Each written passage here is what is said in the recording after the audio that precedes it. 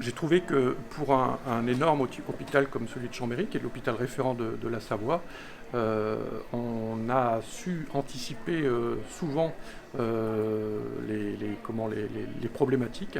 On a su s'adapter. Ça, c'est l'ensemble du personnel qui a su se mettre en conformation et accepter que les choses changent, mais changent 2-3 fois par jour parfois. Donc ça peut être pénible, au bout d'un moment on accepte, c'est aussi ça la résilience, on accepte que les choses changent, que les choses bougent pour s'adapter au plus près de la crise. Donc cette capacité d'adaptation, pour moi, j'ai trouvé ça merveilleux en temps de crise, parce que nous, au niveau de la cellule de crise, on a aussi besoin que ça réponde de façon facile, rapide, sur le terrain, et c'était le cas. Oui, c'était un peu difficile, c'était quelque chose de nouveau. Oui, en effet, on était très inquiets puisqu'on ne savait pas justement ce risque de contamination.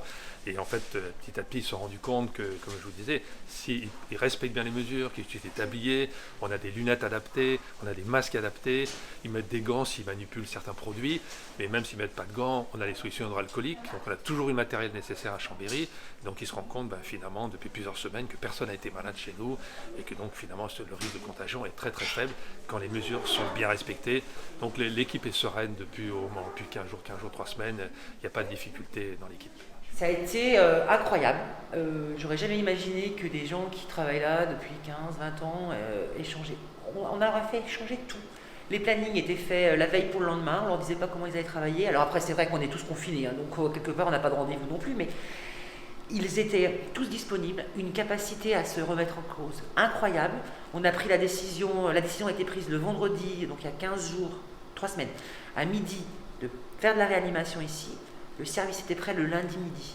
Et on a eu quelques cas de Covid qui sont repartis, qui étaient bien, donc c'est un peu notre fierté. Même si je sais qu'on ne nous avait pas mis des patients les plus lourds, ce qui est normal, on était quand même assez fiers de se dire que les gens on a pu faire quelque chose en tout cas. On peut se rendre compte qu'un vendredi midi, on vous dit Laurence, vous avez 4 de réa, quand vous n'avez pas fait de service depuis 98. Quand j'ai vu la radio qui arrivait en me disant on passe tous les matins, ah bon, la radio, on passe tous les matins. C'est complètement un monde. L'hôpital, c'est comme la société, il y a plein de monde, et le monde du bloc opératoire, c'est un monde très particulier. Donc nous, on ne connaît pas trop le monde des étages. Donc d'un seul coup, on m'a demandé grâce à une équipe qui était formidable, mais le fait d'avoir été infirmière militaire à un moment donné, on nous apprend tout ça. On nous apprend qu'il faut déléguer, qu'il faut faire confiance, qu'il faut avoir des points de.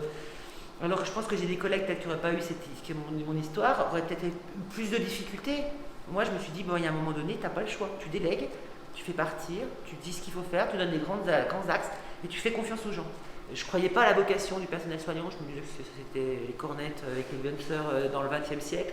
Mais en fait, non, je crois que les gens, ici, quand on va travailler dans un hôpital, quand on est personnel soignant, on a vraiment au fond de soi quelque chose qui fait que quand il y a un problème, moi j'ai vu des aides-soignantes qui pleuraient dans mon bureau en me disant, mon mari, alors il avait des problèmes respiratoires ou autres, et qui disaient, mais je veux venir travailler, mais je le mets en danger. Et donc, elles ont décidé, elles sont parties de chez elles. Elles ont laissé, il y en a une qui a laissé ses 3 enfants et son mari, l'autre qui a laissé. Elles sont parties de chez eux pour aller soigner. Alors qu'ils auraient très bien pu dire, non, moi je me mets en arrêt maladie, parce qu'on leur a vraiment laissé le choix. Et on se met en arrêt maladie, je leur disais, mettez-vous en arrêt maladie, puis si vraiment dans quelques temps on a manque de personnel, on viendra vous voir. Non, ils voulaient être là. Il y a vraiment, je pense, chez les soignants, au fond d'eux, quelque chose qui fait qu'ils ont envie de venir bosser. Et si tout ça, ça a fonctionné, c'est grâce aux gens de terrain. Enfin, on a une très bonne équipe de direction, tout ça, mais les gens de terrain ont vraiment fait un travail incroyable. Et si vraiment à Chambéry, on n'a pas été débordé, c'est qu'ils ont été d'une réactivité incroyable. Et tout le monde.